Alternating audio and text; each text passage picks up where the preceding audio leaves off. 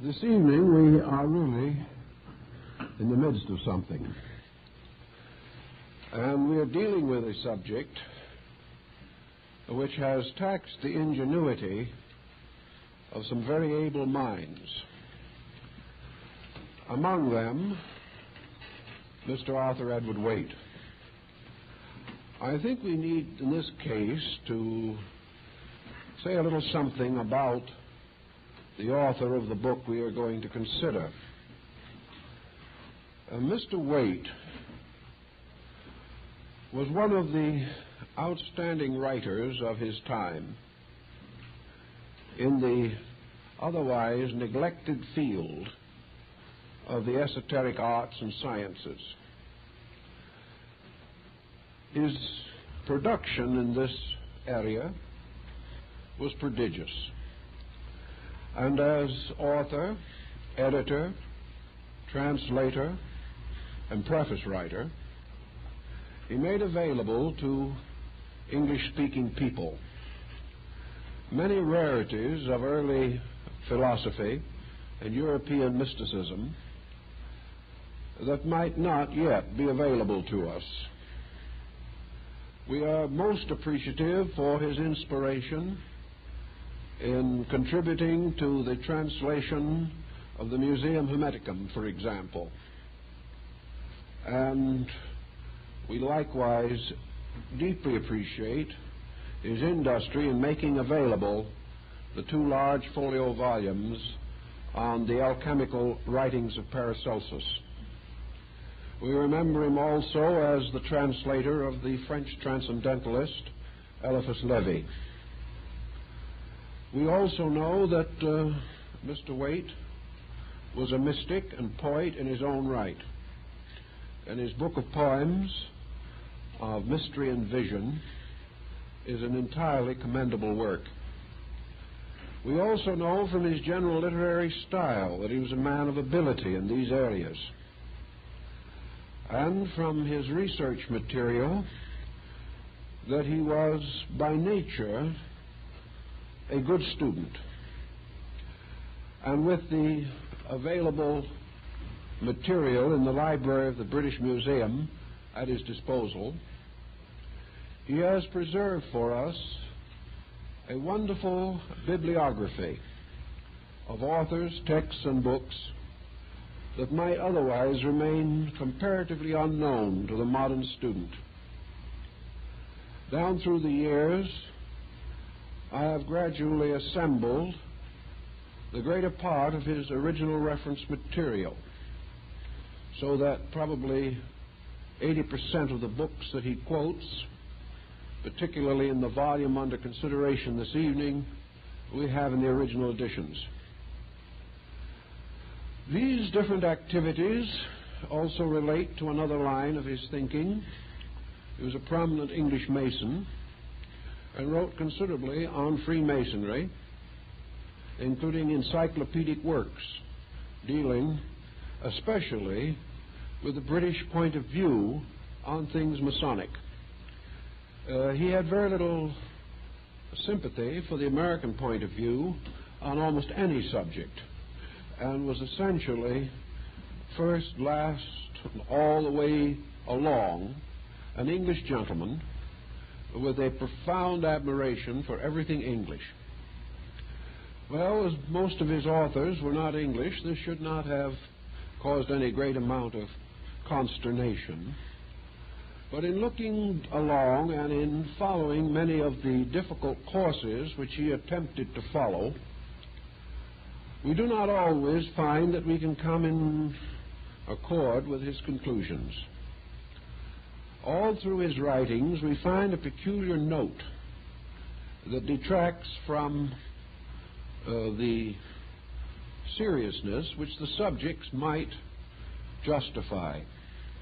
For example, in his translations of the writings of the French transcendentalist Eliphas Levi, who was actually a French priest by the name of Abbé Louis Constant, Waite does an excellent translation, and then in the preface apologizes for the original author.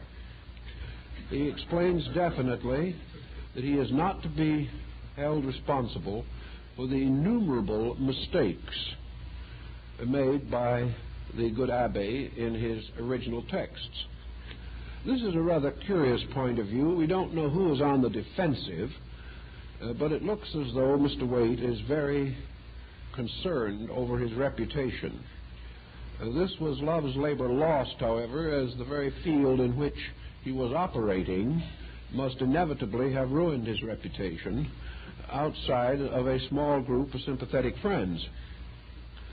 The corporate image of Mr. Waite therefore arises as an individual with a good scholarly mind and a powerful body of preconceptions.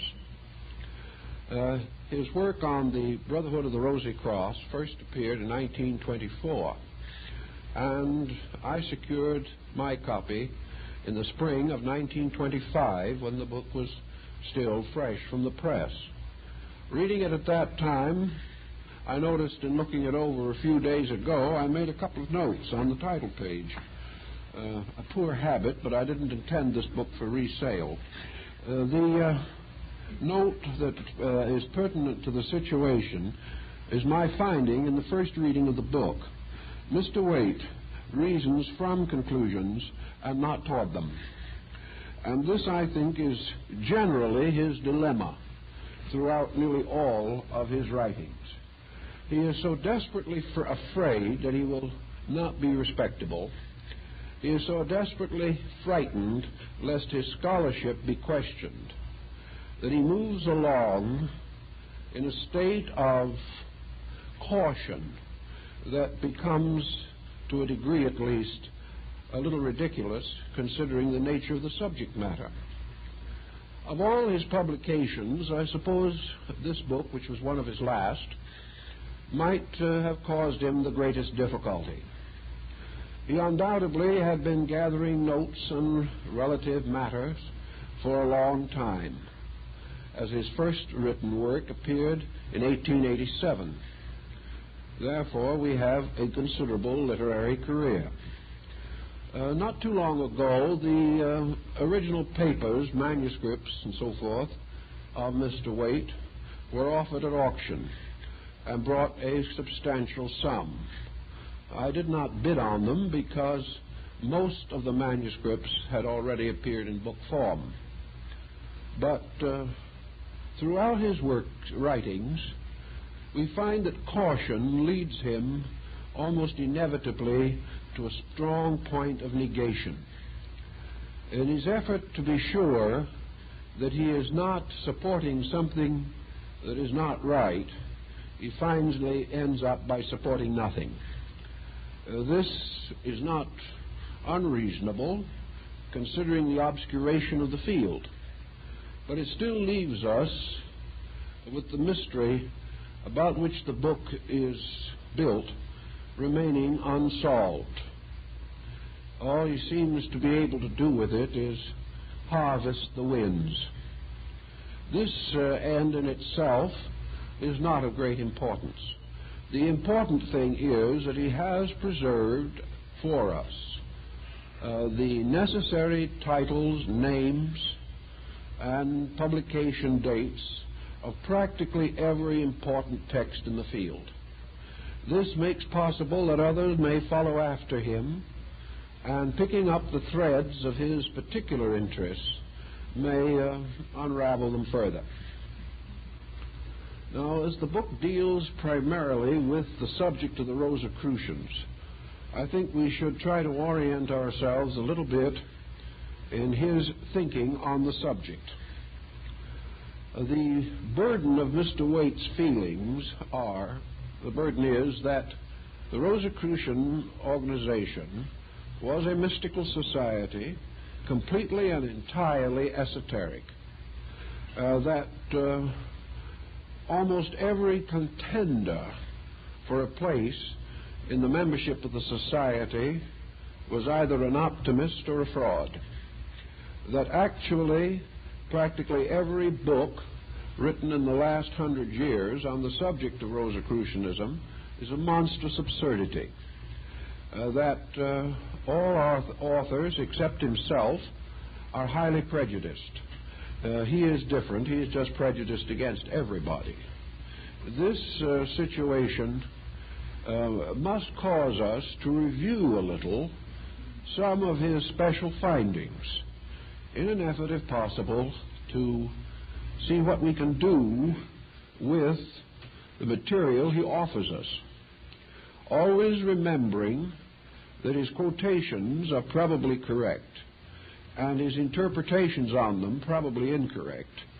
We have a wonderful opportunity in reading such material to preserve our own reference frame. We can resist the temptation to drift along with our author. We can pause and reflect, and in this way perhaps attain considerable mental discipline out of a book which, if read without criticism, might prove rather disintegrating to a point of view. For example, early in his work, he begins to shatter the conclusions and foundations that had been built during the 18th, 19th, and the first decade of the 20th century. These conclusions pointed rather definitely to certain possible sources for Rosicrucianism. I concur with Mr. Waite fully in his realization that this society was not, as a society, an ancient institution, that all efforts to give it a mythological antiquity are essentially futile, that even with the best possible research, we are unable to trace it back earlier than the opening years of the 17th century. We must, however, clearly differentiate between Rosicrucianism as a formal organization and Rosicrucianism as a possible descent of mysticism which in its proper right goes back a very long time. If, therefore, we wish to assume that the principles apparently concealed beneath the enigma of the Rosy Cross, if we consider these principles as ancient, we will be well justified.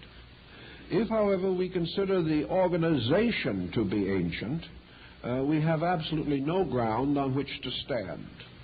And I also am inclined to agree with Mr. Waite that we cannot permit psychic revelation to fill this gap.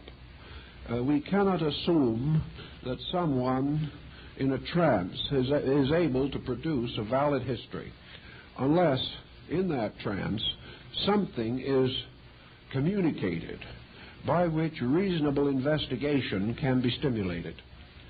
The idea of trying to fill these gaps with romance will not actually advance any cause to any great degree. In the study of the origin of the society, most scholars have assumed that the original documents of the Rosicrucian Society were published by a German theologian who was the religious and spiritual counselor of the Duke of Wittenberg, one Johann Valentin André. Mr. Waite dismisses this concept as being entirely incredible because it would require that the so-called chemical marriage of Christian Rosenkreutz, one of the earliest documents of the Society, was written when André was only 24 years old. And Mr. Waite regards this as an absurdity. He feels that a work of this pretension, of this depth, of this importance, could only have been the production of either a very mature person or one of a group having considerable knowledge in common. I have read the chemical marriage of Christian Rosenkreutz, and this particular point of view that Mr. Waite advances does not seem to be valid so far as I am able to understand.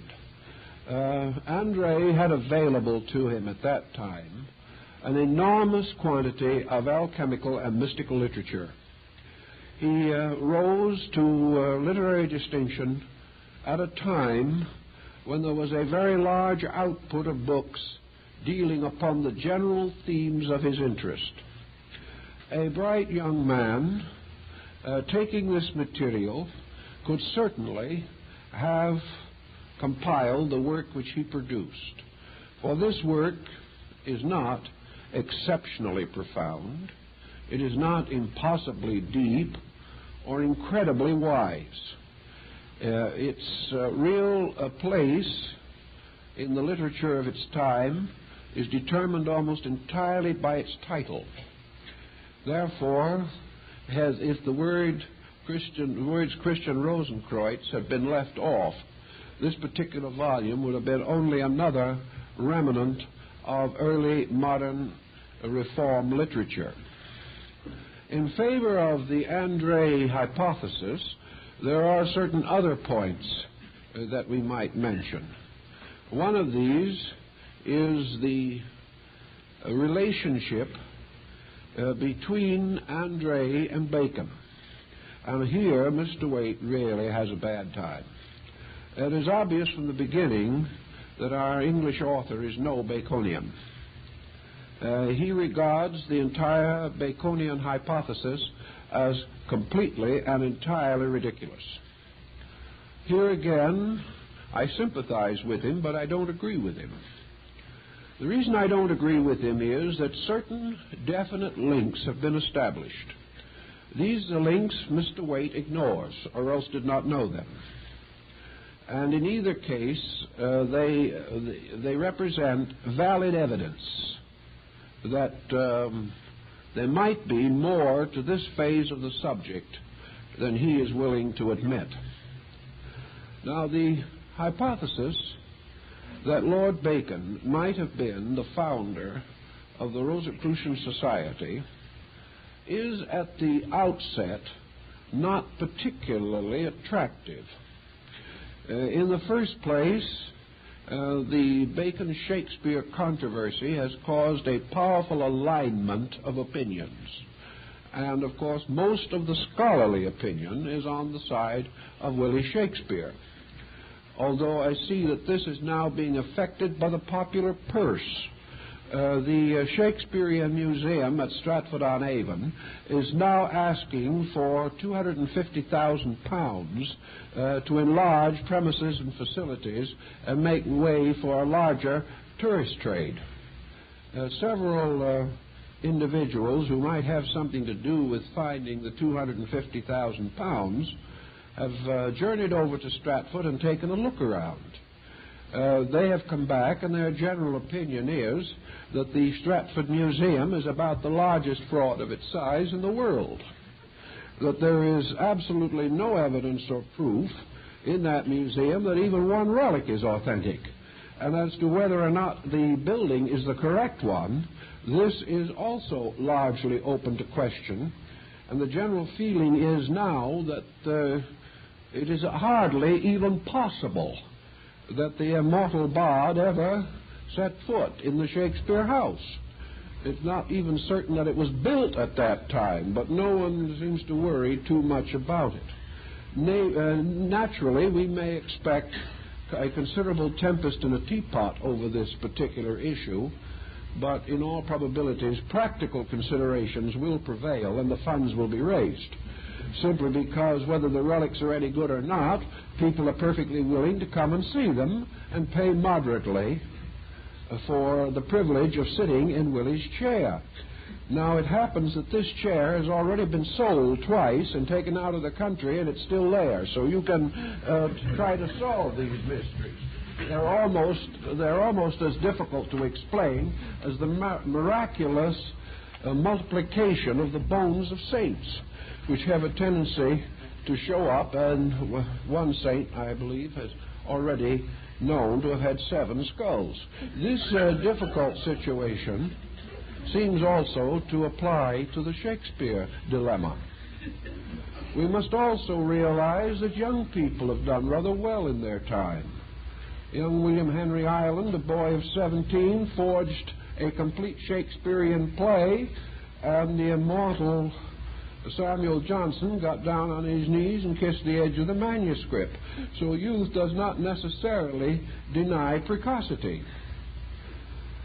The situation then involving the Baconian hypothesis is largely colored by other matters, and we're not too sure of the ground on which we stand.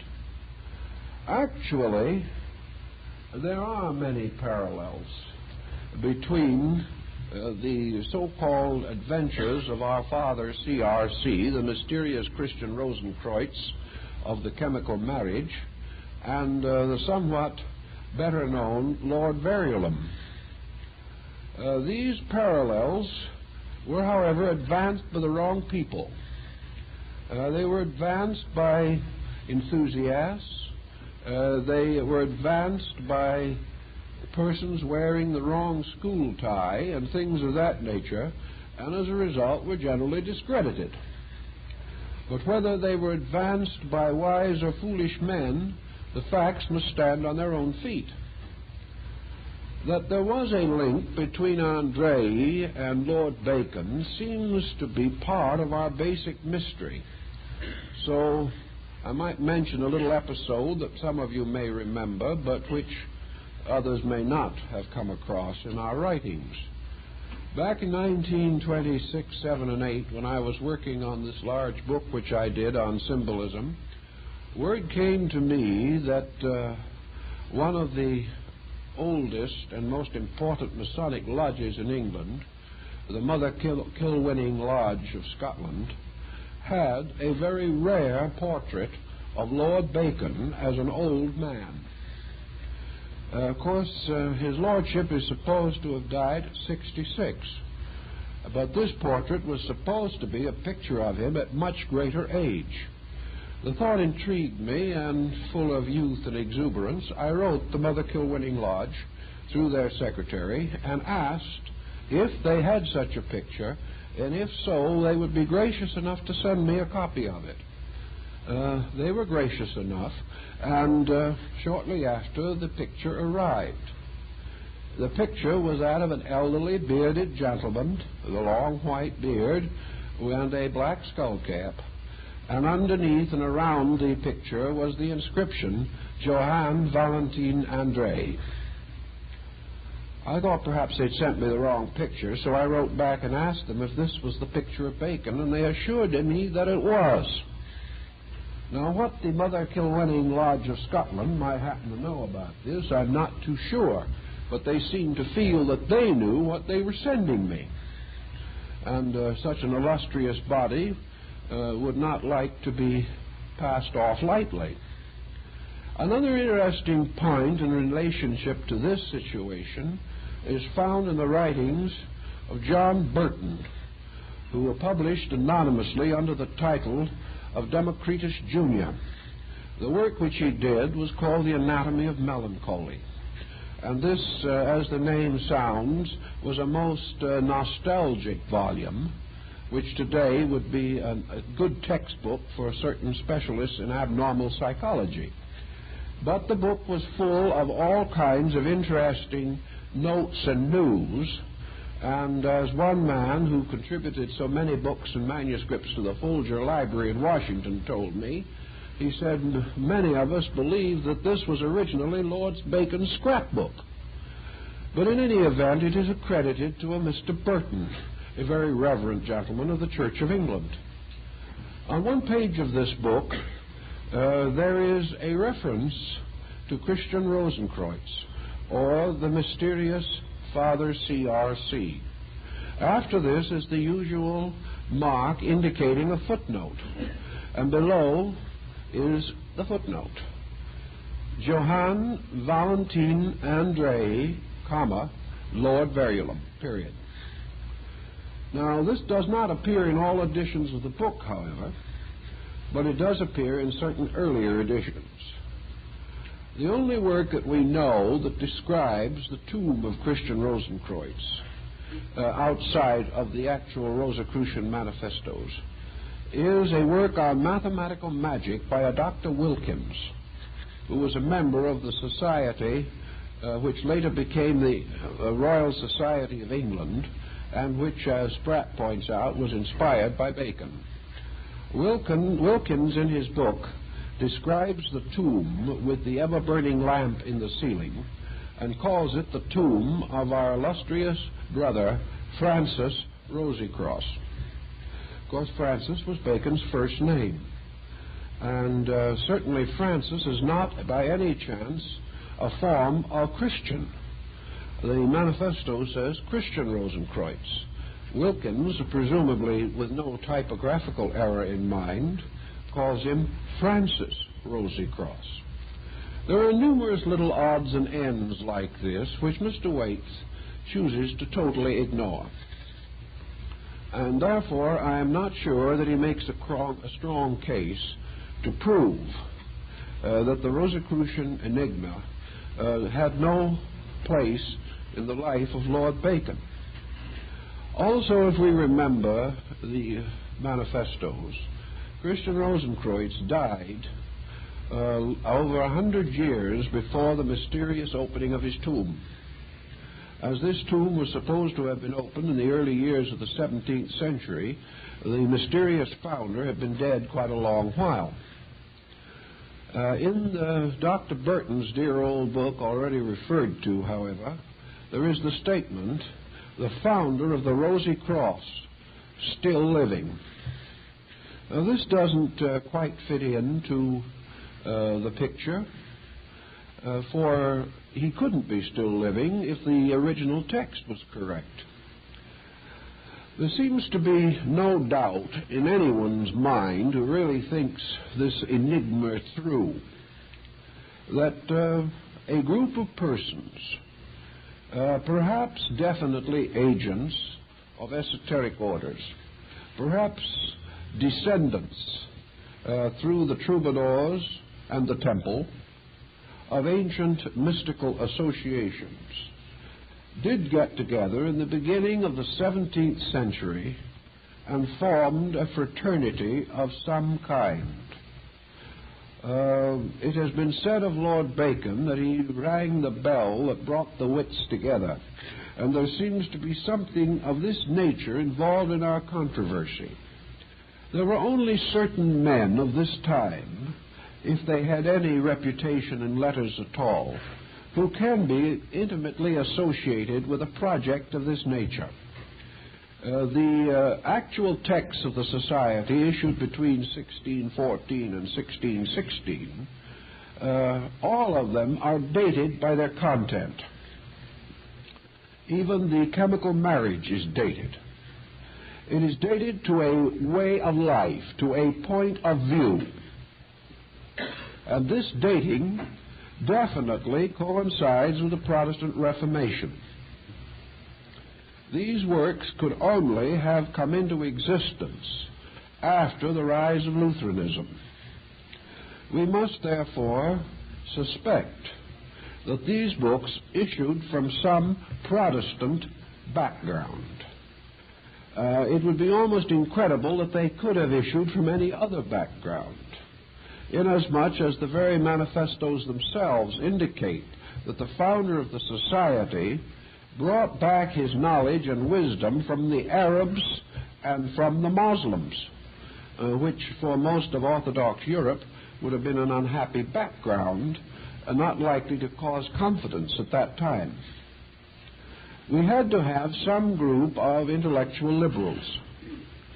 Also, it is quite obvious from the text of the work that they centered around the concept of a universal reformation of mankind.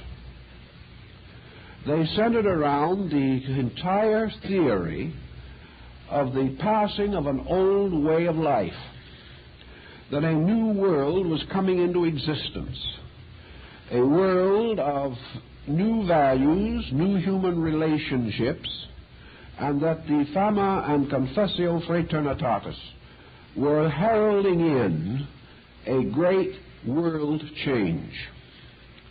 This world change was naturally part of the period of which we are concerned.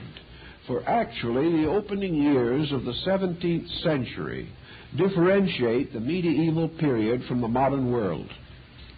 Of his discovery of the blood, the rise of the philosophy of Bacon and René Descartes, the emergence of the beginning of our scientific knowledge of astronomy, the creation of the Royal Society, or the exploration of all of the natural history of mankind.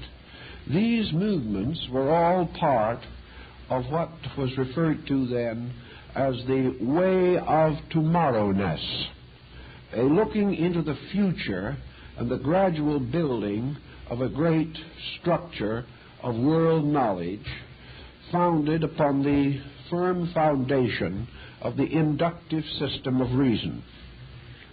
Now, who would likely be able to spearhead such a movement? Only a person who had this look of tomorrowness, who was himself in some way concerned with the transition between Aristotelian scholasticism and the rise of modern humanism. It is said that our father C.R.C., returning from his travels at Fez and Damka in North Africa and the Near East, returned or retired to a monastery, and there he began the compilation of the Encyclopedia of All Knowledge. It was his purpose to prepare a work in which everything known to man might be made available to the scholars of this new age. He may have worked very hard, he might have been very industrious in his endeavors, but needless to say, no such a work ever appeared under his name, nor was any work available at the time at which he was supposed to have functioned. The only actual example of the type of work which he was devoted to was the Instauratio Magna of Lord Bacon. This was, as Bacon himself declared, to be an encyclopedia of all knowledge, necessary, useful, or possible to man.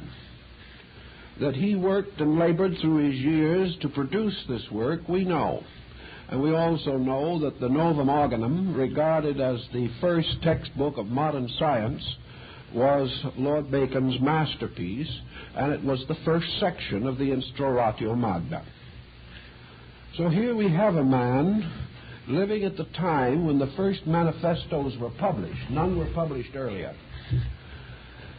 Doing the very work that the author of the unknown book was said to be concerned with.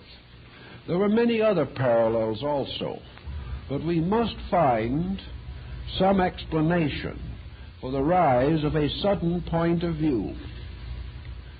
We don't solve everything in this way, but I think we solve something. I think we become a little closer to the necessary foundations of our subject. Mr. Waite, trying to explore his aspect of the field, makes a pretty thorough survey of the alchemists and the alchemistical philosophers who flourished about the time of the beginnings of the Rosicrucian controversy, or shortly before that time. He examines their elaborate symbolical works, their mystical theses, and their strange and wonderful formulas in an effort to discover, if possible, a route for Rosicrucianism in this area.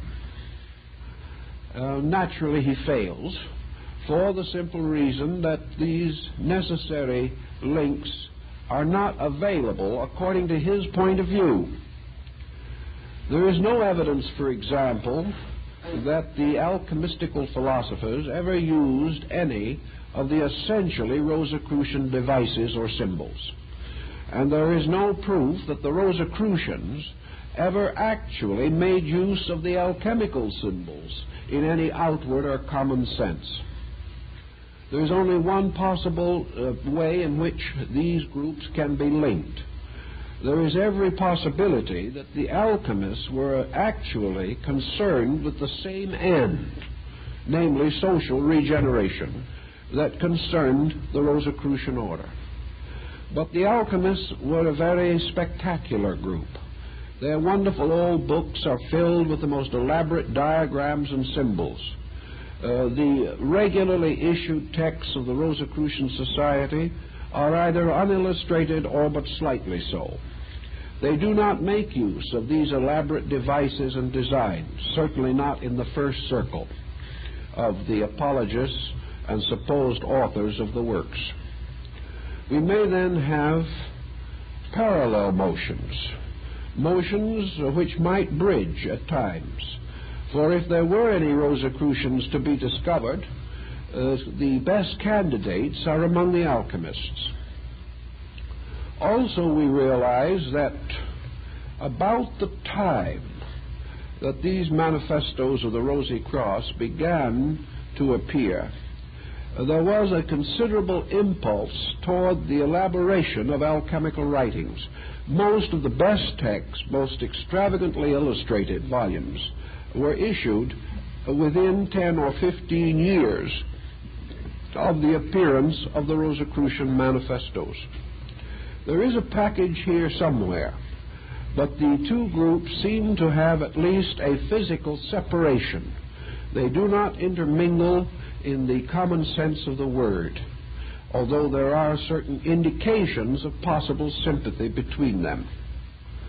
Arriving then at the beginning of the historical cycle of Rosicrucianism, we look around to see if we can names or persons that might well be associated with this society. Two names of well-known persons in the chemical and mystical literature of the period stand out.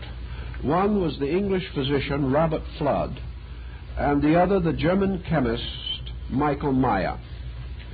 Both of these men wrote about Rosicrucianism. Meyer in particular also wrote considerably about alchemy. The Frankfurt publisher Theodore de Bry illustrated many of the writings of both of these men, and also many emblem books and other significant volumes which appeared about the same time. Fludd writes quite enthusiastically about the Rosy Cross, gives a long and learned discourse about the habits of the Brotherhood, which actually says nothing, and then at the end states clearly that he claims no membership. This sort of eliminates him unless we wish to assume that he lied in print. The other possible candidate that we have, Michael Meyer, who was a nobleman and a counselor to his king, does write also about the Rosicrucians. He discusses them and mentions them and describes their habitations in Germany. But before he gets through, he also proves conclusively that he knew nothing about them. The next important work comes out is also by Meyer, called The Laws of the Fraternity of the Rosy Cross. Here Meyer really does quite an impressive job. He writes a small book in which he gives all the rules, laws, and proper credo of the society. Unfortunately, however, he once again says nothing, for all he has done is taken the original material in the Fama and enlarged upon it. He has made extensive definitions of the various rules briefly stated there. But when we get through with the book, he has really added nothing new. So we summarize the situation as it stands in the 17th century. 3 books appear. The Fame and Confession of the Society of the Rosy Cross, published in 1614, possibly available as early as 1612, sometime in manuscript. It is believed they were circulated. And a third work, the Chemical Marriage of Christian Rosenkreutz, which appeared 2 years later. Now, in the Fame and Confession, our illustrious brother, C.R.C., is never referred to by anything except initials. He is delivered to us as Christian Rosicrucian only in the chemical marriage. Now, the question that must further be established is, from a critical standpoint, is the chemical marriage in any way an actual manifesto of the society? Flood did equally well in writing on Rosicrucian material at the same time, and at the end insists that he doesn't know the order and has never met a member of it. Meyer did a splendid job with the same negative conclusion. Therefore, as the Fame and Confession had been in circulation for 2 years, are we really entitled to assume that the chemical marriage was an actual official production of the society, or was it one of the many logia that appeared during the next 5 or 10 years? We like to assume, for practical purposes, that it probably was, directly or indirectly, a manifesto. If it can be traced to Bacon, we probably have every reason to assume that it was a genuine work. Whether we can trace the Fame and Confession to Bacon is another problem. But here again you can have a lot of fun. It is assumed that the author of all of these works, that is, of the Fame and Confession, was a German. And of course it is assumed that the author of the chemical marriage was a German. While these works may have been published in Germany, the German author had some troubles. When he got stuck for a word which might be a little unusual in German, he usually used an English word, which might possibly imply that English was his mother tongue, or it may have been put there on purpose to create this question in the mind of the reader. Anyway, it is a valid question, for in an emergency or in some strange abstraction of language, it might well be that we would fill in with some word more familiar to us. But let us assume for the moment that these 3 books were all genuine productions.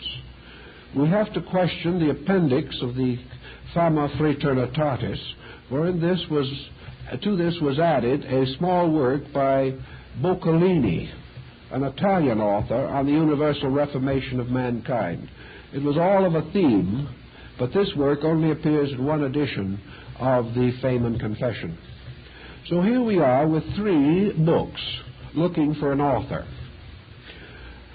These 3 books stand completely alone, and every effort to tie them successfully to any other group of literature seems to be little better than useless. Waite comes to this conclusion, that these 3 books stand alone, and then he begins to ask himself whether these books stand, or whether the whole group of volumes fall together. This is a question which I don't think we can fairly take. I prefer the more moderate course of assuming that some person or persons with a real and definite purpose, and perhaps speaking for a private society devoted to esoteric, mystical, or even religio-political activities, did issue these manifestos. That for one reason or another, nothing further transpired. We were assured that these would appear in many languages. Actually, they did not. The only time when they appeared in any other language was much later, when they were translated.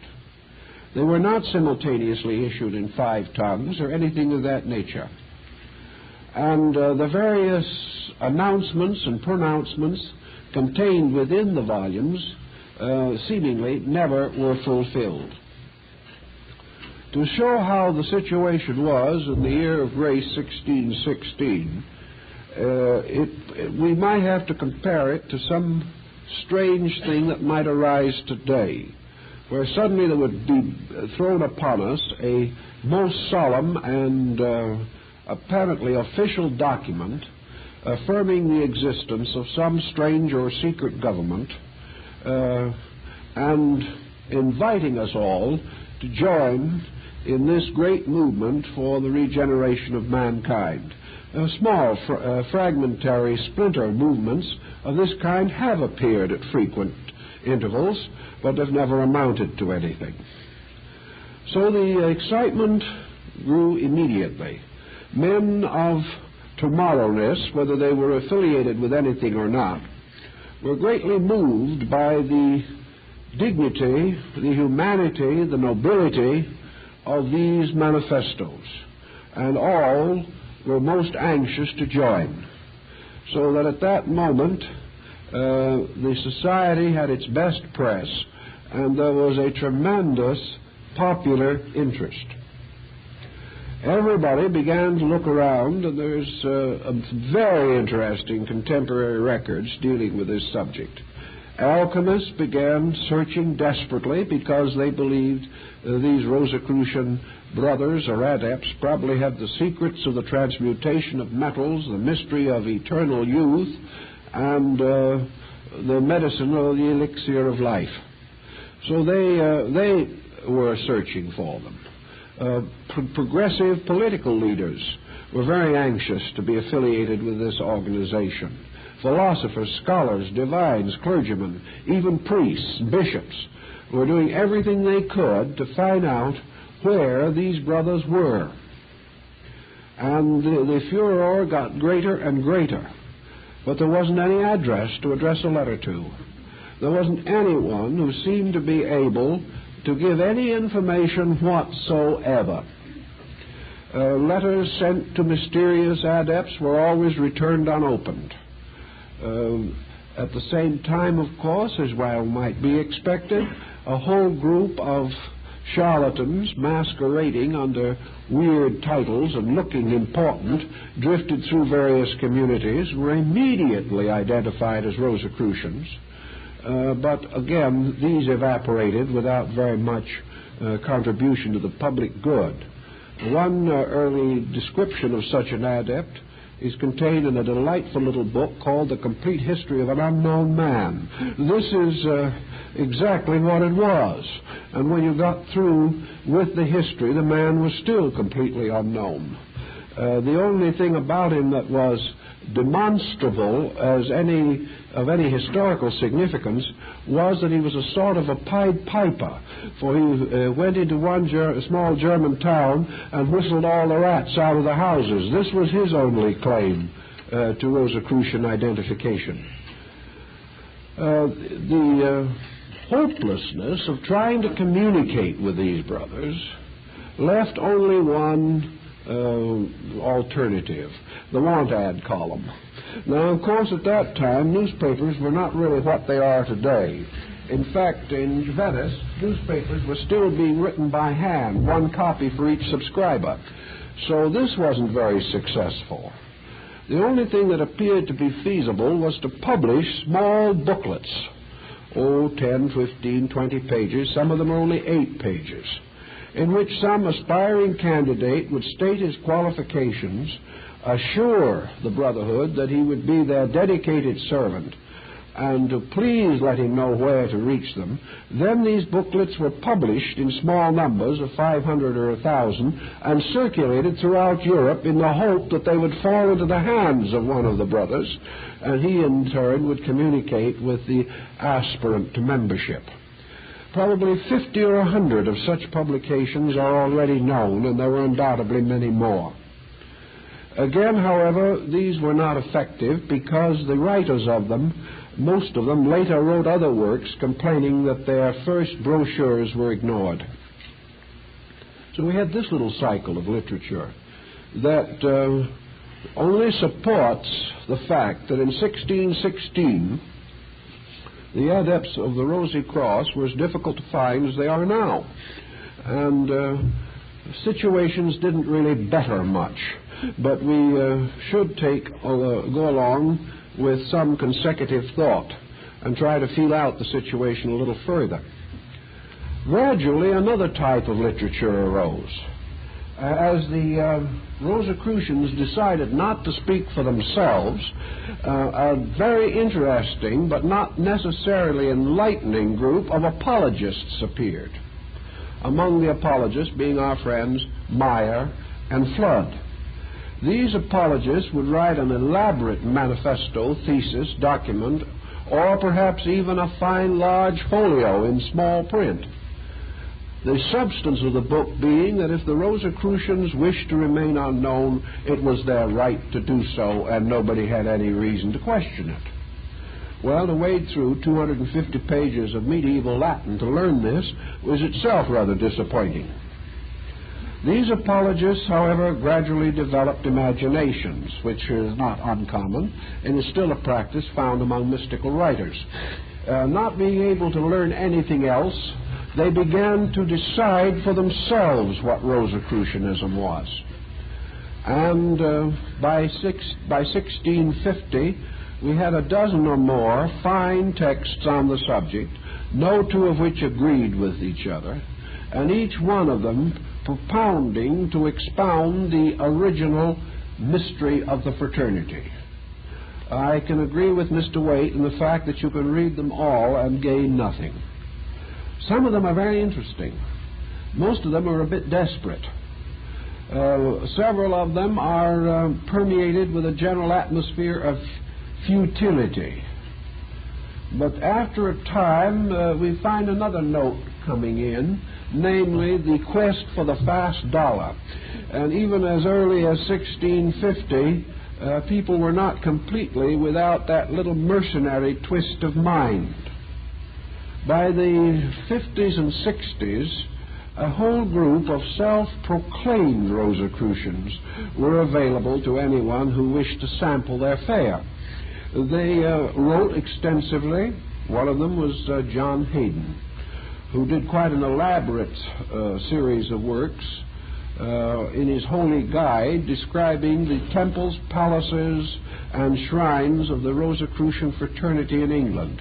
Unfortunately, he failed to give any locations, and therefore we got not too much comfort or consolation, but he did write with great erudition. In fact, he had ideas that no one before him or since have ever fallen upon or really adequately quoted. By the end of the 17th century, by 1680 or 90, the situation had reached a dead end. It passed into a dignified limbo. The original society had never claimed any distinction by its action. It had never come forth and revealed itself. Its early circle of apologists were gone. The secondary circle were already mingling their Rosicrucian interests again with the stream of alchemy and hermetic arts, and these in turn were beginning to wane under the impact of the rise of experimental science. Minds were now turning more to chemistry and archaeology and antiquities and the development of various remedies based upon scientific knowledge. So everything remained comparatively quiet until the beginning of the 18th century, when we had quite a revival of Rosicrucian thinking. This second cycle, however, begins to take on an entirely different color. We now find the subject becoming more and more involved in ritualism and ceremonialism. The rise of Rosicrucian secret societies. These societies sprang up in many areas. There is no evidence or proof that they had any foundations in the original order, but at that time communication was poor. The public mind was open to almost any innovation, and the general difficulties politically of the countries of Europe seemed to cause people to take particular interest in something of a hopeful, idealistic, or mystical nature. These secret societies did gather into themselves a number of interesting people, some of them rather brilliant people, but it cannot be said that the mainstream of the subject was in any way enriched. In fact, it perhaps was a little impoverished, because now the old landmarks were pretty much obscured unless you had the time, patience, and wealth to investigate the original sources. This drifted along through most of the 18th century. And during this time also we began to find the rise of Masonic fraternities, both regular and irregular, in various parts of Europe.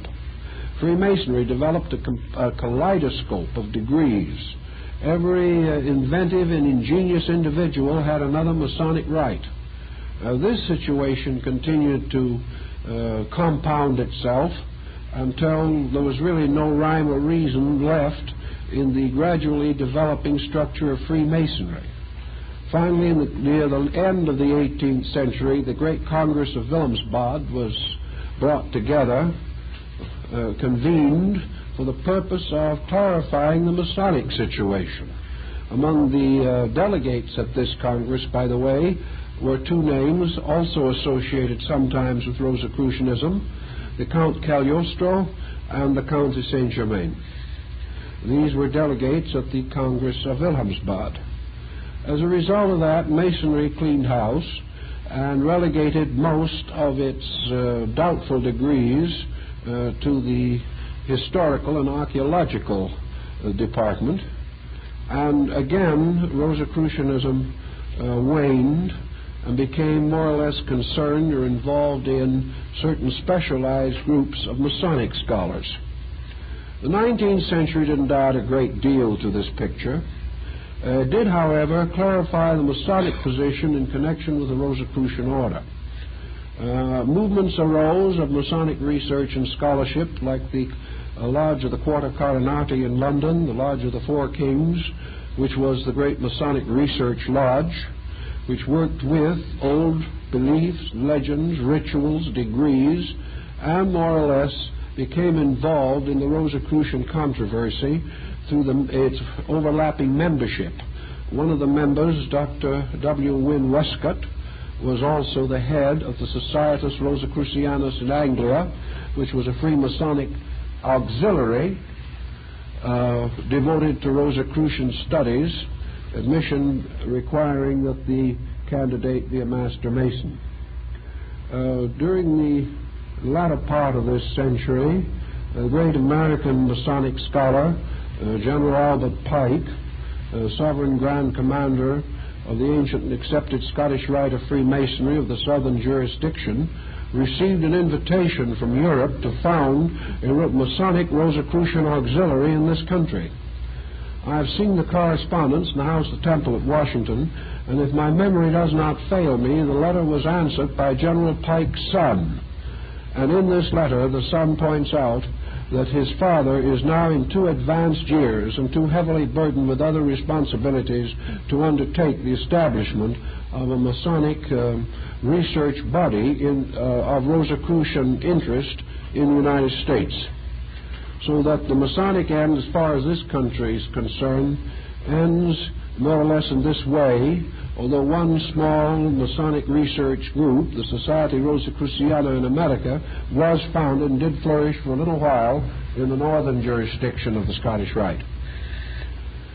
Beyond this point, the Rosicrucian controversy more or less fades out so far as Masonic, alchemical, political, and illuminist problems are concerned. And in the late years of the 19th century and in the opening years of the 20th century, Rosicrucianism took on very largely the aspect of a Christian theosophy, and as such did create and does maintain organizations in this country dealing perhaps to a degree with Rosicrucian problems, but very largely concerned with mysticism or with the esoteric aspects of man's life. None of these organizations are able to use any of the original texts as a basic text for their own work, however, because no text of the original order dealing with any of its mystical practices or beliefs is known to exist. Now Mr. Waite takes on another position here, which perhaps is of some interest to us. He now assumes that the entire descent of the Rosicrucian Society was completely secret, that it is actually impossible to trace either its doctrine or its ritual from any exoteric organization that has appeared. That there are certain fraters or brothers of the society that have, as in the old Pythagorean school, perpetuated their knowledge by selecting disciples to succeed them, and that this small group has descended over a long period of time, and that somewhere, here and there, scattered about, are legitimate Rosicrucians. At this point, Mr. Waite becomes extremely hedgy and takes on an atmosphere of almost unctuous humility, and leaves us with somewhat the impression that perhaps he might be one of them. But as he doesn't seem to have courage enough to say so, perhaps he shouldn't have brought it up in the first place, because, again, his findings do not indicate any unusual possession of information in this area. The wonderful and strange experiments that defy all human thinking are taking place constantly in the human body. There is nothing more mysterious in the alchemical texts than the mystery of digestion and assimilation in man. There is nothing more wonderful than how food is changed gradually within the stomach into all of the subjective energies necessary for the maintenance of the body. The stomach is the greatest alchemist we have ever conceived of. Yet these processes in nature, being natural, reasonable, and orderly, they seem to tell us that with nature everything is possible. And just as there are laws by which digestion is possible, so these laws operating in space can be understood and can be applied to other related or practical purposes. The very principle which makes it possible for man to live at all is the principle which, when properly understood, will enable man to live well. Thus man himself becomes and is an alchemist, really whether he knows it or not. But the bringing through of this knowledge into his awareness in a way that he can control it, so that by art he can perfect nature, enables him to perform the great work. So Mrs. Atwood tells us, obviously, that the great work is a simple fact, and that this great work is the perfection of the consciousness of man, by means of which this consciousness ultimately regains its universal completeness and is reunited with its divine source. Great work is the production of the heavenly man, the production of the universal true principle, which is the elixir of eternal life, because it bestows immortality.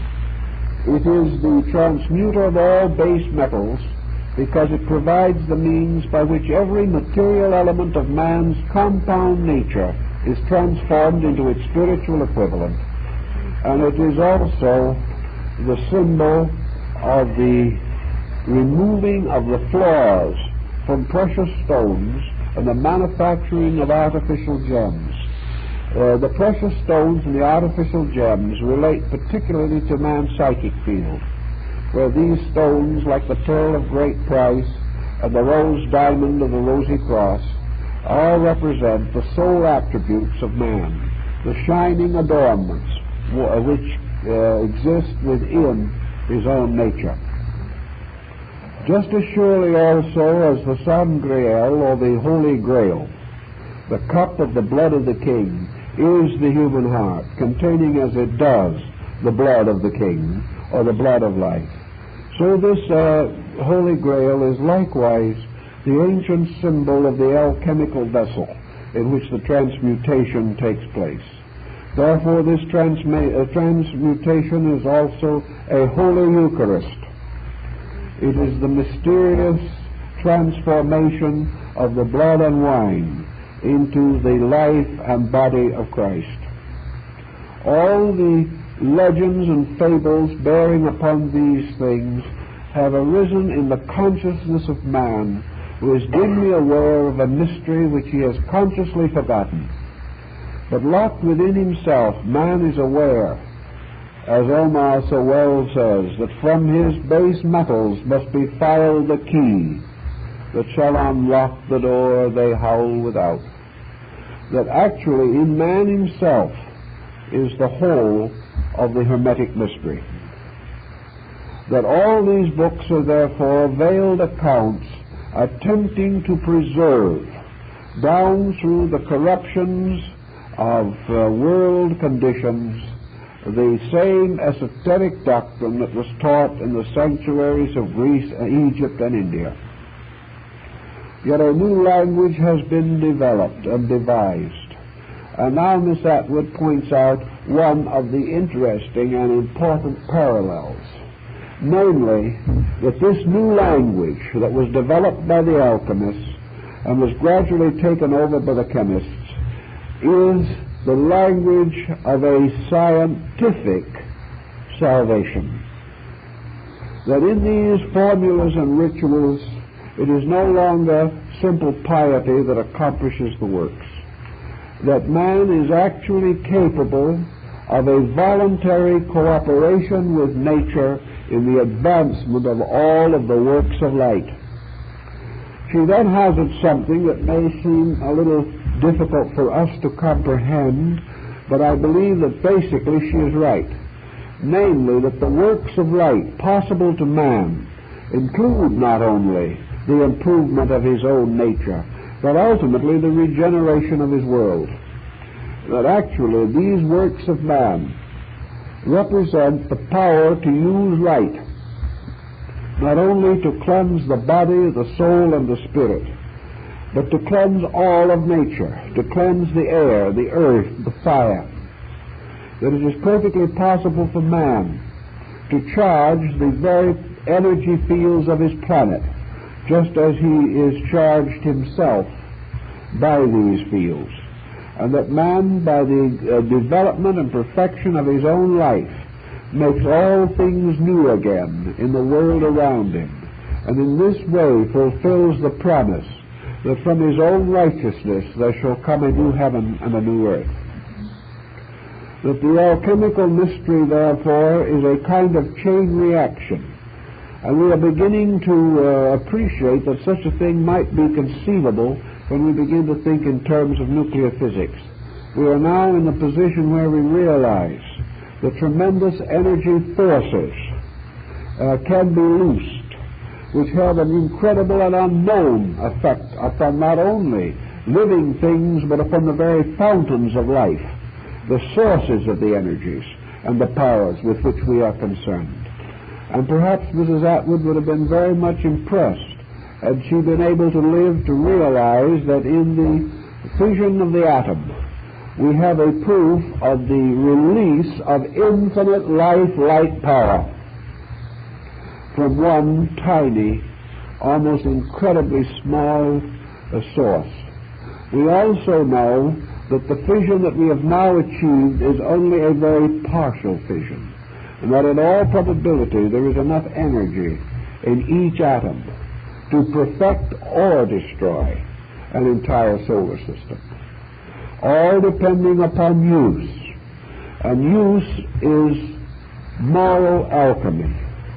Use is the power which arises in man, by means of which he becomes a gardener in the garden of the metals, by which he becomes the faithful guardian of the tree of life, upon which grow the stars of all the metals in the Museum Hermeticum. Also, Mrs. Atwood has come to the conclusion that this process must be a completely orderly and exact one. That somewhere along the line in the destruction and decline of the mysteries, those aspects of alchemy which were truly scientific were relatively lost. One of the German princes finally imprisoned an alchemist and set him to work to find the secret of the transmutation of metals. This alchemist never succeeded, but among the experiments which did succeed was the discovery of the formula for Dresden china, and as a result this particular king became a very rich and powerful man without the transmutation of metals. And the whole history of alchemy and chemistry has been a history of byproducts. The search for the elixir of life has enriched our pharmacopoeia, has given us numerous devices and inventions, has led to such discoveries as illuminating gas and things of this kind. They were things found along the way by men searching for something else. But it is interesting that in their search along the way they found practical, valuable, and useful things, that they discovered the operations of law, and therefore that it might not be entirely fair to say that chemistry is the same son of alchemy, a mad mother. Actually, all of these alchemical experiments were based upon certain convictions, but as Mrs. Atwood points out, somewhere along the line, the direct course was lost. Somewhere in the course of man's existence, he began to look around him for means of applying knowledge. And in this, Mrs. Atwood quotes from the Instauratio Magna of Lord Bacon, in which his lordship points out that man, in the course of time, has learned to apply wisdom to almost everything except himself. He has taken skill and turned it to breeding better cattle or raising more grain to the acre. But he has forgotten in the course of this to turn his skill within himself to the improvement of his own being. This was the difference between alchemy and chemistry, essentially. Chemistry, as we know it today, is devoted to experimenting with the elements of nature. Alchemy with the elements of nature in man. Always man has had a tendency to look out from himself toward other things, and to take the energies which he possesses and direct them to the victory over other things. However, the very laws by which man hopes ultimately to conquer the world are the same laws by which man must finally learn to conquer himself. And alchemy points out that if man first achieves the kingdom of heaven, or the transmutation within himself, then all other things will be added to him. For it is said of the powder of the red lion, which is the great powder of the projection of metals, that it will transform into perfect gold 100,000 times its own weight. This undoubtedly refers to something. We can say that insight turned upon the unknown will transform 100,000 times its own mass of ignorance into truth. That virtue will transform many, many times its own mass into common good.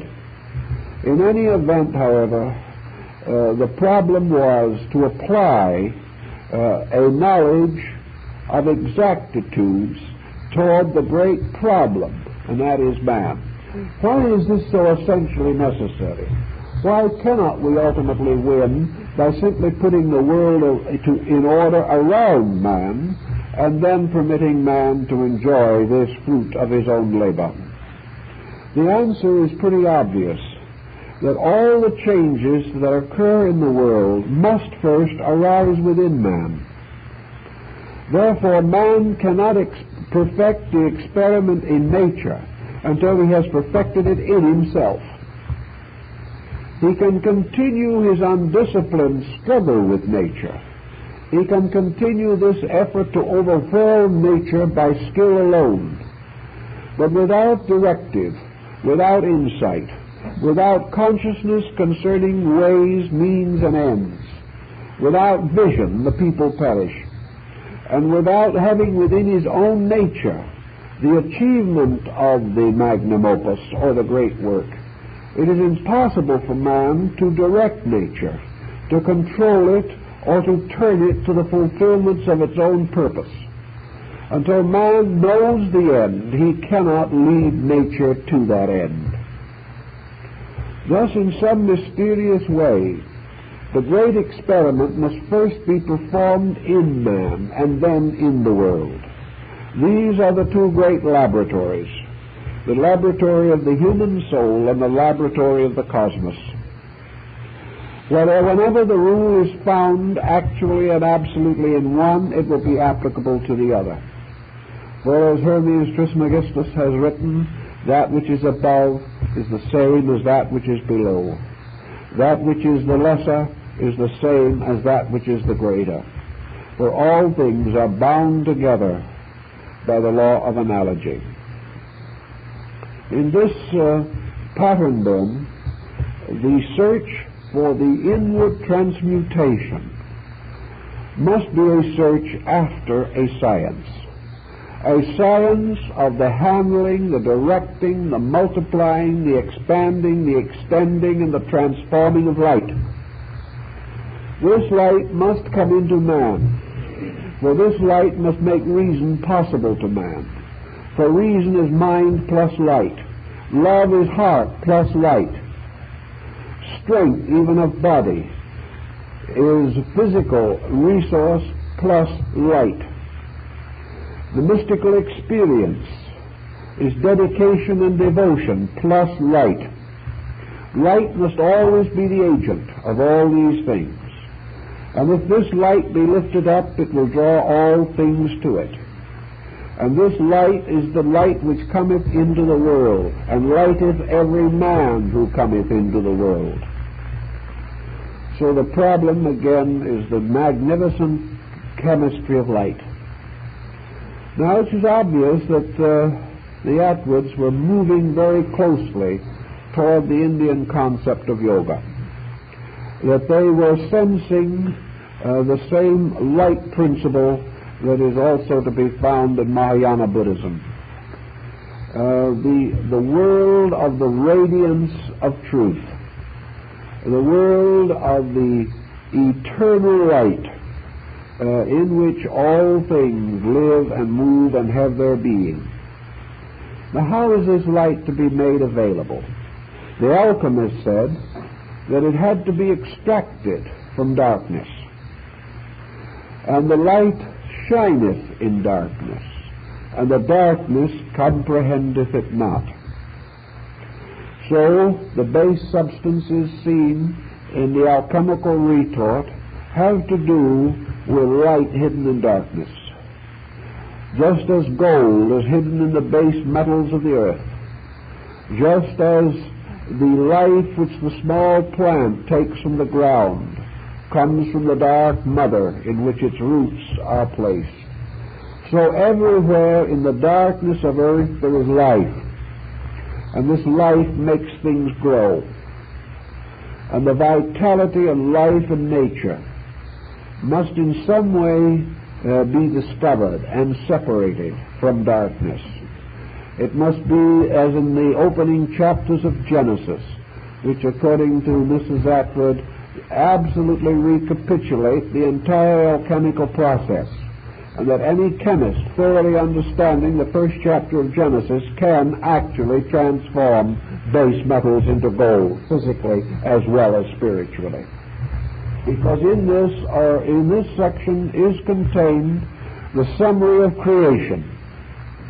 And this summary of creation is the key to the continuance of creation. For in the world of the metals, creation is forever. In the world of God, creation is continuous. Creation is not something that started and then suddenly ceased and only the products went on. The very processes of Genesis are being repeated every instant and will be to the end of existence.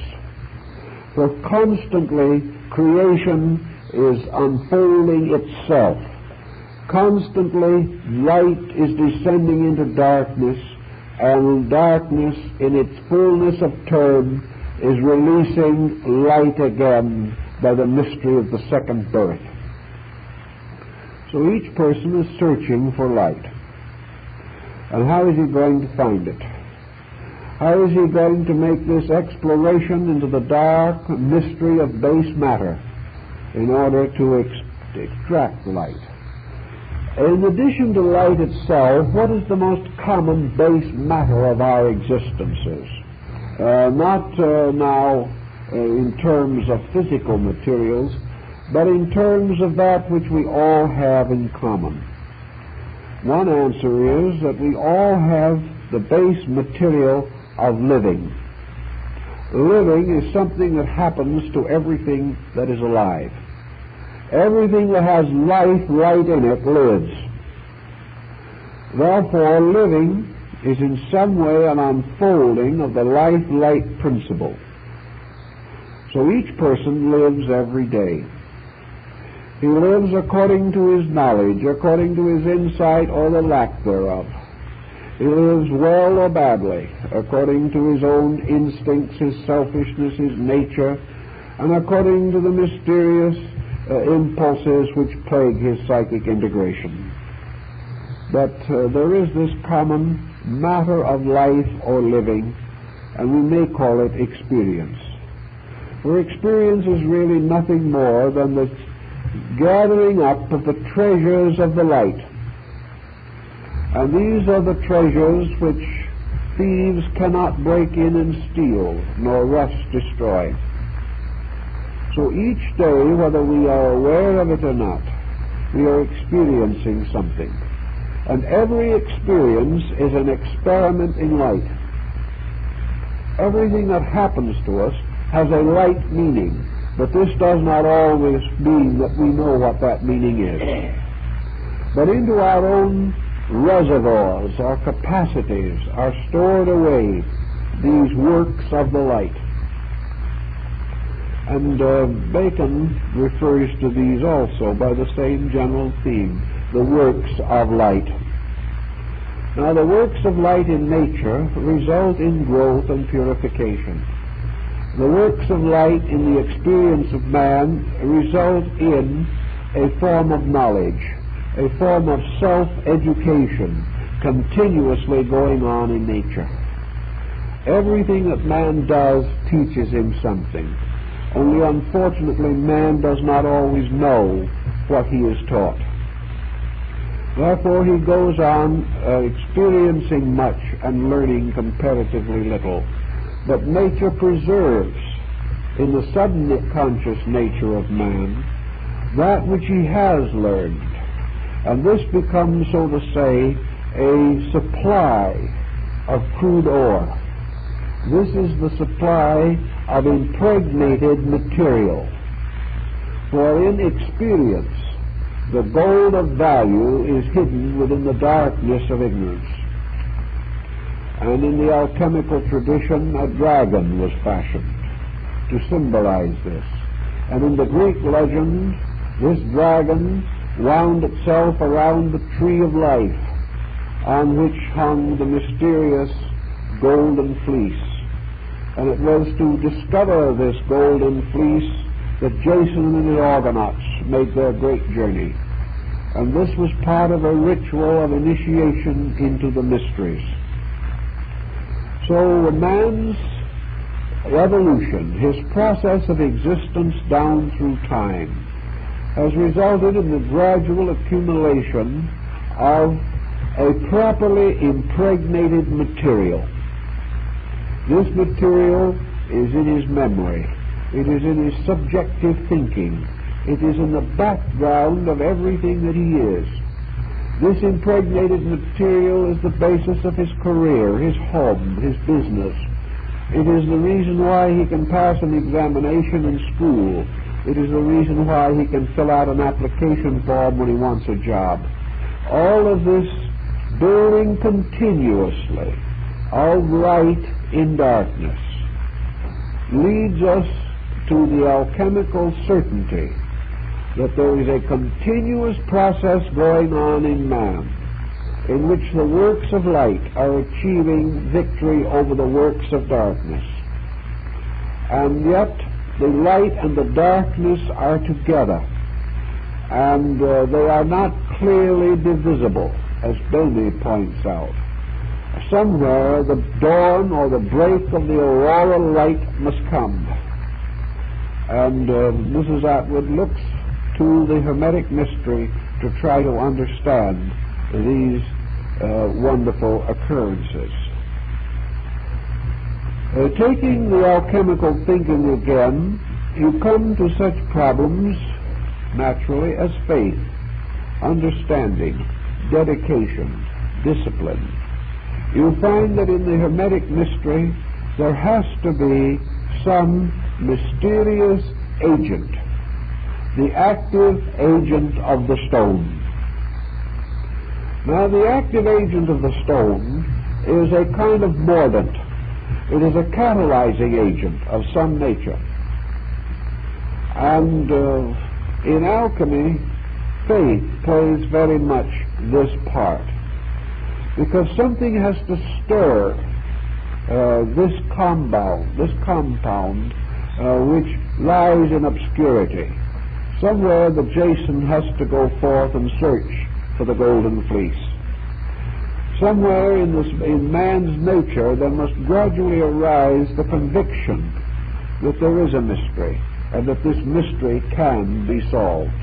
In ancient times, education included the clear statement of this simple fact, but modern education no longer does include any intimation that there is a mystery, or that it can be solved, or that there is a road or a way that leads to the accomplishment of the universal medicine. So in the alchemical tradition, actually, strange names are given to familiar things. Yet these familiar things are not in themselves simple. They are not in themselves commonplace. We can say that it sounds much of a come-down that some elaborate alchemical material should turn out to be faith. But actually, we have no way of knowing the full dimension of faith. It is probably stronger and greater and more mysterious than any physical, chemical, or element we have ever explored. It is because certain words have lost their meaning, have lost their profundity, that we do not recognize the value of valuable words. And one of the most valuable of these words is in itself faith. Faith has some kind of a transmuting power in life. Faith releases light into the soul, even as doubt obscures light. Now, in alchemy also, there is always the ancient master. Alchemy constantly refers to some strange, wandering adept, some deeply versed and secret one who possesses the knowledge. In the Paracelsian corpus, this is called Elias Artista, or Elias the artist, a kind of mysterious, immortal, wandering alchemist who never dies, who possesses the elixir of life, who has made the great transmutation and goes around the world forever, selecting dedicated and faithful disciples, visiting them in their laboratories and revealing to them the secrets of the arts when their own merits deserve such revelation. Who is the mysterious Elias Artista? The one master alchemist who never dies, who goes on and on, revealing to those who are ready the secret of the stone. One way of looking upon him is quite a simple way, and he is the alchemical tradition itself. He is the one who cannot die because he is a great conviction. He is a great mystery locked in human consciousness. But he appears only to those who are worthy. He makes himself known to the alchemist only when this alchemist has prayerfully dedicated his labors to truth and to light. Then he appears and gives the key to the mystery and then vanishes again and is seen no more. This represents Mrs. Atwood's thinking what we would almost term today the archetypal psychological teacher, locked within our own consciousness and locked also within the consciousness of universals. In the root of every integration or organization that exists in nature is the mysterious fact of the immutable mathematical formula upon which that organization is based. Everything in the root of itself is instinctively a work of light. Everything has within its own nature the strange seal of its own identity. Elias the artist is perhaps partly tradition, partly the great story that has come down to us. Partly it is also the subconscious teacher in ourselves, the old one, the folk consciousness that we have. Perhaps it is descended to us in our blood, in our heredity. Perhaps it is the symbol of the infinite sequence of previous embodiments by which we have come to our present state. But it is the old one and the true one locked in us, locked in our conscious experience, and available only to us when we have ourselves performed the works of light. So the struggle or the labor always concerns with this. And now Mrs. Atwood goes into considerable detail in relation to Neoplatonism, quoting from Plotinus, Proclus, and many of the other mystics of North Africa and Athens, relating to the works of light in terms of the motion of consciousness itself from ignorance to illumination. Illumination being, of course, the final absorption into light. And man's growth as an hermetic experience deals with the 7 steps of the ladder of alchemy. And this ladder, the Escalade de la Sage, is in actuality the same as the 7 steps of Bacon's mysterious ladder of the arts, or ladder of wisdom. In this, consciousness ascends through 7 steps, represented by the orbits of the planets, which are in turn the alchemical symbols of the elements. Therefore, as the metals and the elements are arranged upon a ladder, or to form the links of the golden chain of Homer, which bound earth to the pinnacle of Olympus, so this ladder of the wise represents the 7 ascending levels of human consciousness, by means of which man rises from ignorance to universal insight. All this, of course, is theoretically quite understandable, but the question always remains, how is it done? How is it physically, psychologically, or spiritually possible to perform this work? This becomes, of course, the difference between theoretical alchemy and practical alchemy. And it is the method of how this can be done, and not the fact that it can be done, which constitutes the esoteric doctrine in the Hermetic sciences. Mrs. Atwood senses this and realizes it, and tries, in the light of the study of many of these deep works, to put together a formula, a pattern, not now to be used chemically, although she believes, and most alchemists have taught, that the formula for the regeneration of man will also regenerate the metals. But to discover this mystical insight by means of which the human being can achieve the transmutation of his own consciousness from darkness into light, or to free the souls of the metals from their bodies, in order that they may unite to form the universal medicine. Now, all the alchemists have agreed upon one thing, namely that you cannot combine the souls of metals while these metals are in various conditions of their own development. You cannot take the outward bodies of elements and force these bodies together. You cannot take common lead and mingle it with iron and produce anything more than a kind of alloy of lead and iron. These two will not accept each other. They will not become actual souls united. They will only be bodies united and souls in stress. Alchemy creates another symbol, the hermetic Mercury, the mysterious symbol of the universal solvent. Mercury is said to be the one element that will accept other elements into its own soul. Therefore, Mercury becomes, in a mysterious way, in the alchemical tradition, the symbol of Christ, because also it is the child of the sun and moon, or the offspring of heaven and earth. But even in the case of these elements, the alchemists tell us definitely that crude iron and crude silver cannot be united to produce the mystery. That before these elements can be combined, they must die. For unless the seed dies, says St. Paul, it shall not live again.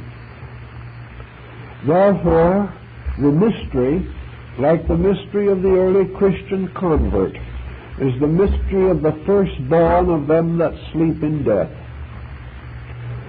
The whole story has to be a story of resurrection. It has to be a story of the rolling away of the stone and of the empty sepulchre. It is the story of that which has risen from its own mortality to become the eternal proof and hope of immortality for all creatures. For in the resurrection of Christ, said the old apostles, is the proof of the resurrection of all that lives. This in turn, relating to the metals in the alchemical mystery, is that the metals must die. They must be crucified. They must descend into darkness. They must pass into limbo, which is the retort, or the alchemical vessel. And here they must be caused to suffer, as in a purgatorial, which is a purging or cleansing. And here, in the due course of time, they will ultimately be forgiven or restored by the descent of Christ into limbo for the salvation of souls. So now our alchemists tell us that these elements must die. And the question is, what are meant by these elements? I think that the Buddhist would answer that very simply, that these elements are the sensory perceptions and the mental focus. They are the elements that form the mysterious six-pointed star with the sun or self or sattva in the center, the mysterious shield of David of the Jewish Kabbalah. These representing then the psychic integration centers of man, representing the powers of the sensory perceptions. These must die in order that their own secret energy may be released again. So that only by man's victory over the senses is the message or the power or the true reality that is locked in these senses, as in the basic matter of experience. Only in this way can it be released. So we come to meditation, to Zen, to practically any of the disciplines of Neoplatonism or the ancient Greeks. For the death of the sensory perceptions is simply quietude, meditation, the absolute relief of man from the pressure of the objective functions of his own composite nature.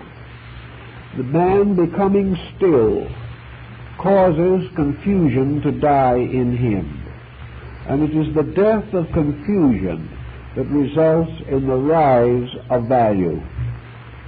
For when the confusion of the testimony of the senses has been stilled, then the wisdom that is locked in these senses becomes compatible and can mingle. Thus, when the senses and their functions are suspended, the principle of consciousness upon which they all depend is realized in its unity. In other words, the elements, the principles, the energies of the senses perceptions can be alchemically united as long as the senses themselves do not function. So by a complete suspension of the personal, the universal elements within us can come together. But while we continually disturb these elements by our own objective awareness, they cannot come together. Mrs. Atwood feels that this is the burden of part of the Eleusinian mystery ritual, and certainly of Neoplatonism, which is based thereon, and the Orphic Rhapsodies. That these tell the story of a mystical suspension of error and illusion, by means of which reality can reaffirm itself, by which the individual will find in principles these things which he cannot discover while he is addicted to the shadows or appearances of things. Let us take a simple example of the point involved, namely take religion. We will imagine that an individual is torn between religion and science. While religion is in its crystallized integration within himself, while religion in him is a series of specific beliefs, while religion has to do with the consubstantiation of the host, while religion has to do with the assumption of the Virgin, while religion has to do with the co-eternity of the three persons of the Trinity, while these factors are in consciousness, religion is working in its own way, but it is not assimilable with anything else.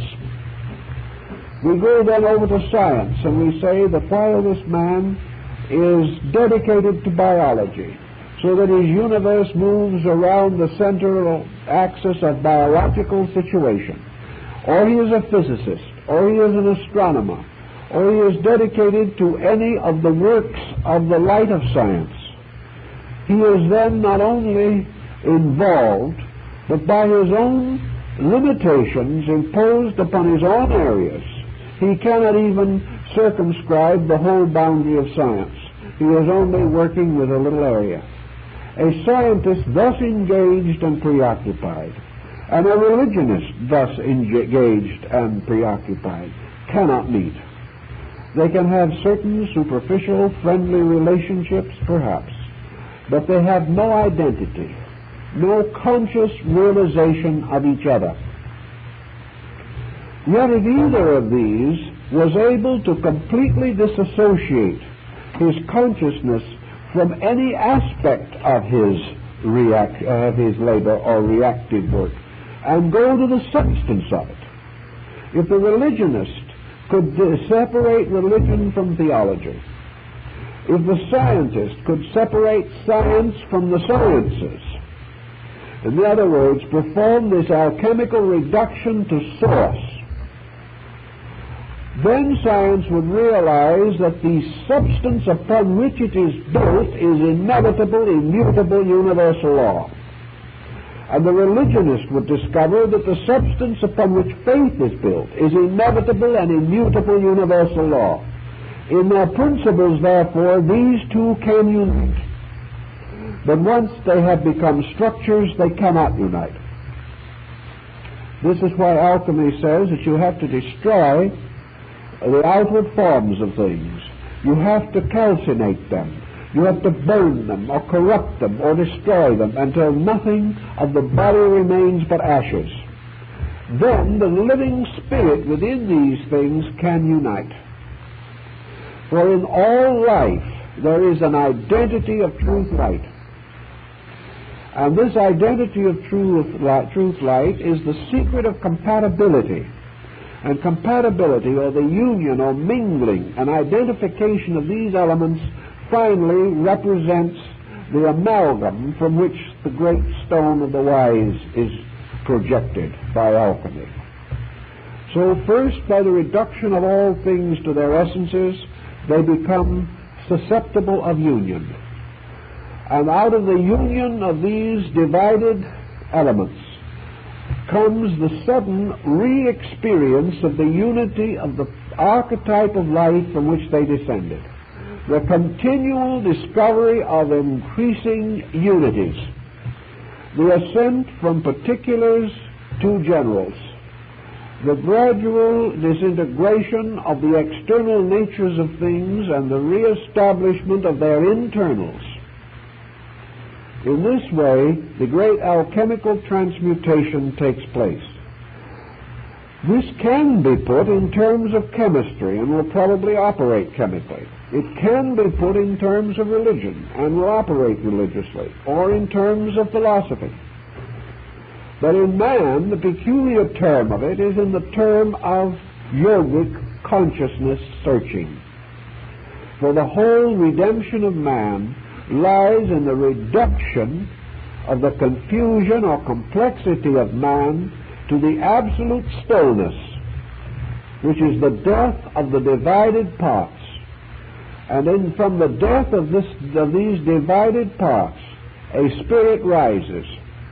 The spirit released from confusion, released from difference, from discord, and from the various vibratory patterns of elements, suddenly is restored to its own right nature. So in the alchemical tradition, again, the purpose is forever to reduce the bodily interference of things with the unfoldment of the life within body. The grand experiment is therefore to be attained in universal conscious re-identification with the infinite. This means the final elimination of the dross in all things, the transmutation of every base metal into principle, the final falling away of all bodies, illusions, beliefs, creeds, sects, divisions, which exist primarily in the mental nature of man.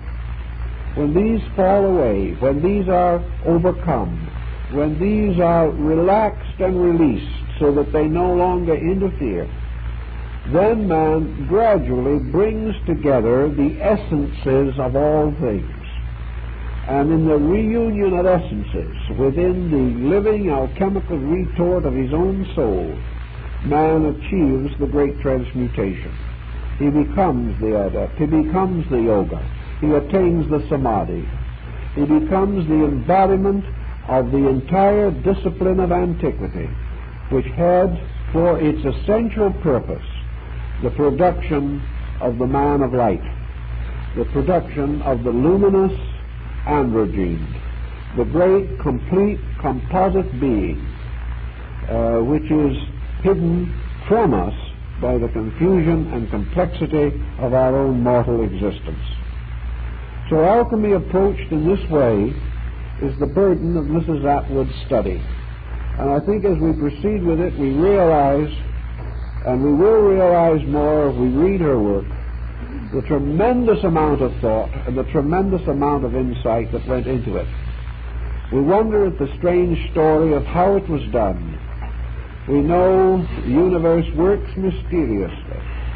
Perhaps in her we had some strange alchemical transmutation by which, in the early years of the 19th century, she was able to produce this work. In any event, it is a dignified and important volume, and certainly one of the worthiest to appear in the interpretation of the Hermetic arts. Well, I think we'd better let you get your bus and go home now.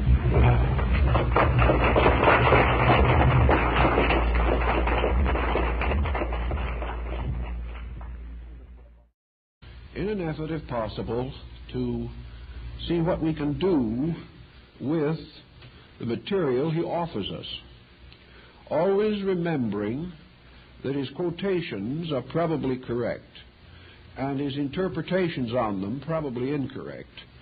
We have a wonderful opportunity in reading such material to preserve our own reference frame. We can resist the temptation to drift along with our author. we can pause and reflect, and in this way perhaps attain considerable mental discipline out of a book which, if read without criticism, might prove rather disintegrating to a point of view. For example, early in his work, he begins to shatter the conclusions and foundations that had been built during the 18th, 19th, and the first decade of the 20th century. These conclusions pointed rather definitely to certain possible sources for Rosicrucianism. I concur with Mr. Waite fully in his realization that this society was not, as a society, an ancient institution, that all efforts to give it a mythological antiquity are essentially futile, that even with the best possible research, we are unable to trace it back earlier than the opening years of the 17th century. We must, however, clearly differentiate between Rosicrucianism as a formal organization and Rosicrucianism as a possible descent of mysticism, which in its proper right goes back a very long time. If, therefore, we wish to assume that the principles apparently concealed beneath the enigma of the Rosy Cross, if we consider these principles as ancient, we will be well justified. If, however, we consider the organization to be ancient, we have absolutely no ground on which to stand. And I also am inclined to agree with Mr. Waite that we cannot permit psychic revelation to fill this gap. We cannot assume that someone in a trance is able to produce a valid history unless in that trance something is communicated by which reasonable investigation can be stimulated.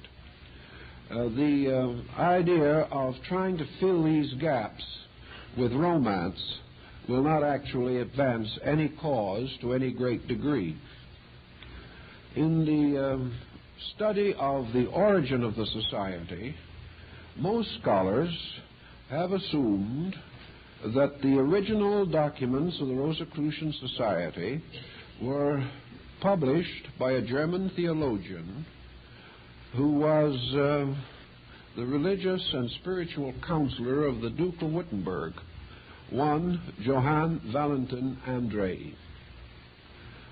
Mr. Waite dismisses this concept as being entirely incredible because it would require that the so-called chemical marriage of Christian Rosenkreutz, one of the earliest documents of the Society, was written when André was only 24 years old. Mr. Waite regards this as an absurdity. He feels that a work of this pretension, of this depth, of this importance, could only have been the production of either a very mature person or one of a group having considerable knowledge in common. I have read the chemical marriage of Christian Rosenkreutz, and this particular point of view that Mr. Waite advances does not seem to be valid so far as I am able to understand. André had available to him at that time an enormous quantity of alchemical and mystical literature. He rose to literary distinction at a time when there was a very large output of books dealing upon the general themes of his interest. A bright young man taking this material could certainly have compiled the work which he produced. For this work is not exceptionally profound, it is not impossibly deep or incredibly wise. Its real place in the literature of its time is determined almost entirely by its title. Therefore, if the words Christian Rosenkreutz had been left off, this particular volume would have been only another remnant of early modern reform literature. In favor of the André hypothesis, there are certain other points that we might mention. One of these is the relationship between André and Bacon. And here Mr. Waite really has a bad time. It is obvious from the beginning that our English author is no Baconian. He regards the entire Baconian hypothesis as completely and entirely ridiculous. Here again, I sympathize with him, but I don't agree with him. The reason I don't agree with him is that certain definite links have been established.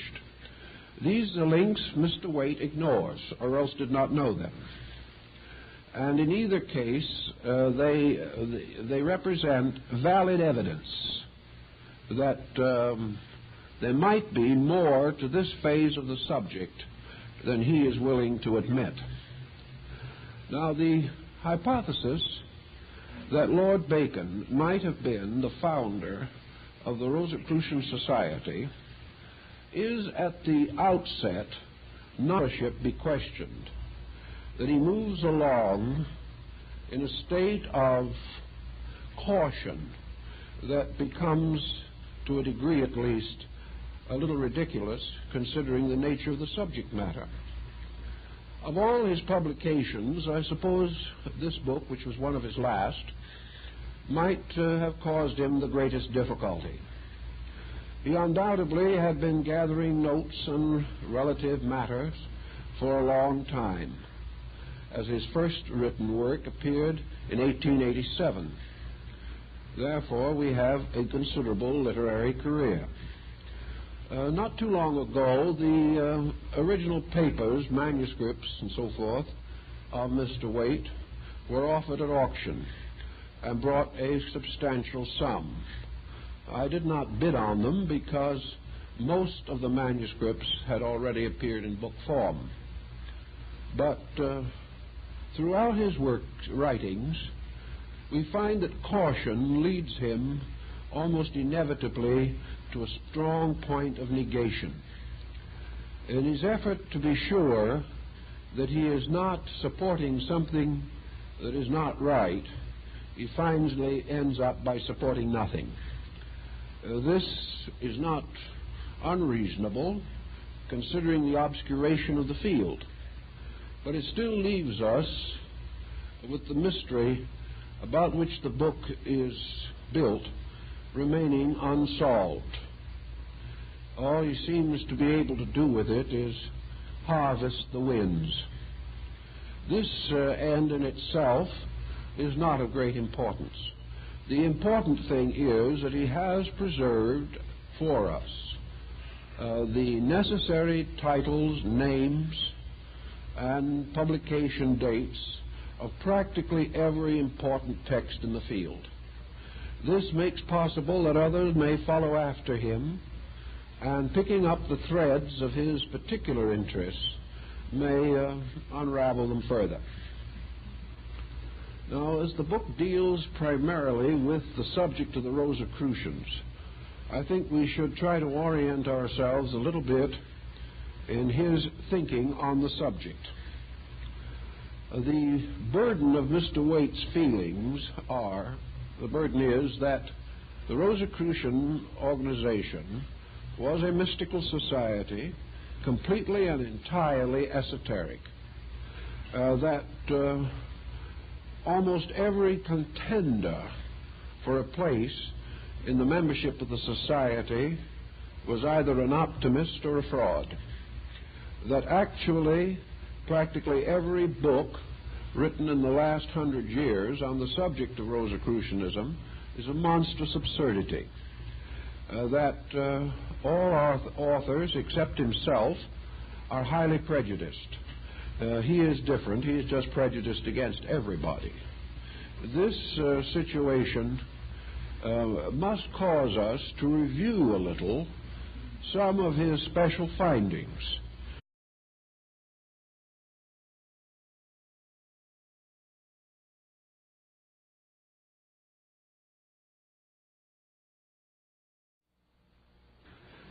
This evening we are really in the midst of something. And we are dealing with a subject which has taxed the ingenuity of some very able minds. Among them, Mr. Arthur Edward Waite. I think we need, in this case, to say a little something about the author of the book we are going to consider. Mr. Waite was one of the outstanding writers of his time in the otherwise neglected field of the esoteric arts and sciences. His production in this area was prodigious. And as author, editor, translator, and preface writer, he made available to English-speaking people many rarities of early philosophy and European mysticism that might not yet be available to us. We are most appreciative for his inspiration in contributing to the translation of the Museum Hermeticum, for example. And we likewise deeply appreciate his industry in making available the 2 large folio volumes on the alchemical writings of Paracelsus. We remember him also as the translator of the French transcendentalist Eliphas Lévy. We also know that Mr. Waite was a mystic and poet in his own right, and his book of poems of Mystery and Vision is an entirely commendable work. We also know from his general literary style that he was a man of ability in these areas, and from his research material that he was by nature a good student. And with the available material in the library of the British Museum at his disposal, he has preserved for us a wonderful bibliography of authors, texts, and books that might otherwise remain comparatively unknown to the modern student. Down through the years, I have gradually assembled the greater part of his original reference material, so that probably 80% of the books that he quotes, particularly in the volume under consideration this evening, we have in the original editions. These different activities also relate to another line of his thinking. He was a prominent English Mason and wrote considerably on Freemasonry, including encyclopedic works dealing especially with the British point of view on things Masonic. He had very little sympathy for the American point of view on almost any subject, and was essentially first, last, all the way along an English gentleman with a profound admiration for everything English. Well, as most of his authors were not English, this should not have caused any great amount of consternation. But in looking along and in following many of the difficult courses which he attempted to follow, we do not always find that we can come in accord with his conclusions. All through his writings, we find a peculiar note that detracts from the seriousness which the subjects might justify.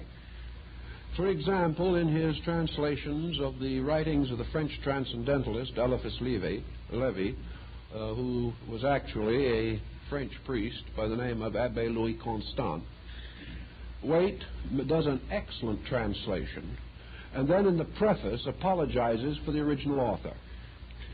He explains definitely that he is not to be held responsible for the innumerable mistakes made by the good abbé in his original texts.